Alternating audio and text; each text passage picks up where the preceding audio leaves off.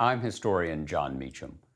In his final Sunday sermon, days before his death, Martin Luther King Jr. said, "We are tied together in the single garment of destiny. This is the way God's universe is made. This is the way it is structured." A single garment of destiny. We, the people, cannot escape that reality. Nor, as Lincoln taught us, can you and I escape history. And we shouldn't want to, for many of us have been given much: liberty, opportunity, a sense of possibility. The task of our time is to make sure those gifts are available not just to folks who look like me, but to all of us. This is a grave moment in America. A deadly virus is ravaging us. Our jobs are evaporating. Our faith in the things that bind us together is fraying, for our democracy is under assault from an incumbent more interested in himself than he is in the rest of us. Extremism, nativism, isolationism, and a lack of economic opportunity for working people are all preventing us from realizing our nation's promise. And so we must decide whether we will continue to be prisoners of the darkest of American forces, or will we free ourselves to write a brighter, better, nobler story? That's the issue of this election, a choice that goes straight to the nature of the soul of America. Humankind has long viewed the soul as the vital center, the core, the essence of existence. The soul is what makes us, us. In its finest hours, America's soul has been animated by the proposition that we are all created equal, and by the imperative to ensure that we are treated equally. Yet America is a mix of light and shadow. Seneca Falls and Selma and Stonewall dwell in the American soul, but so do the impulses that have given us slavery, segregation, and systemic discrimination. Often, we'd prefer to hear the trumpets rather than face the tragedies. But an honest accounting of who we've been can enable us to see who we should be. A country driven by the best parts of our soul, not by the worst. A country informed by reason and candor, not by ego and lies. A country that's big-hearted, not narrow-minded.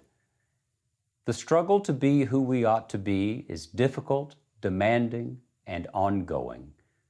Justice can be elusive, and change in America has been painful and provisional.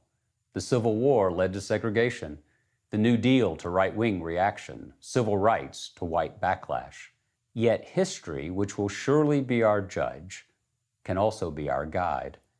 From Harriet Tubman to Alice Paul to John Lewis, from the beaches of Normandy to the rending of the Iron Curtain, our story has soared when we've built bridges, not walls, when we've lent a hand, not when we've pointed fingers, when we've hoped, not feared. If we live in hope, we open our souls to the power of love. We've been taught to love our neighbors as ourselves. As individuals and as a nation, however, we fail at following that commandment more often than we succeed. But when we fail, we must try again and again and again, for only in trial is progress possible. From Jamestown forward, our story has become fuller and fairer because of people who share a conviction that Dr. King articulated on that Sunday half a century ago. The arc of the moral universe is long, but it bends toward justice. Bending that arc requires all of us.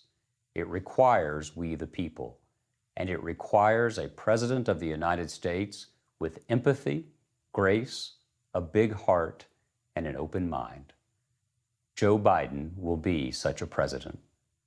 With our voices and our votes, let us now write the next chapter of the American story, one of hope, of love, of justice.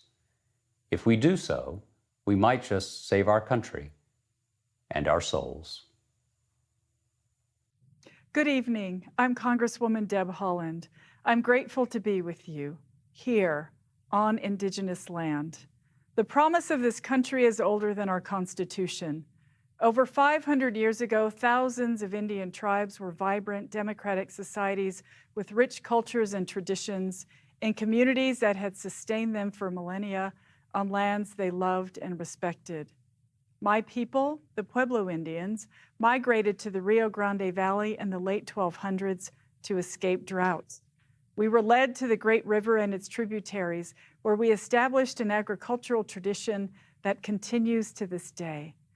My people survived centuries of slavery, genocide, and brutal assimilation policies, but throughout our past, tribal nations have fought for and helped build this country.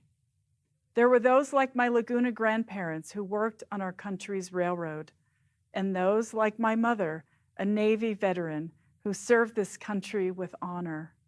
I stand here today, a proud 35th generation New Mexican and one of the first Native American women ever elected to Congress. I'm a symbol of our resilience as the embodiment of America's progress as a nation. I know we can't take our democracy for granted, especially now as people are dying, as our land is abused, as our Constitution is under attack. We must work for it by getting involved, by registering voters, by voting. Voting is sacred. My people know that. We weren't universally granted the right to vote until 1962, and that fundamental right is more important than ever. Whether your ancestors have been here for hundreds of years or you're a new citizen, know this: whether we vote and how we vote will determine if our nation's promise of social, racial, and environmental justice will outlast us. Joe Biden and Kamala Harris respect our past and understand our present. They will see us through this crisis of leadership that is plaguing our country, and they will help us to build a better future. Thank you.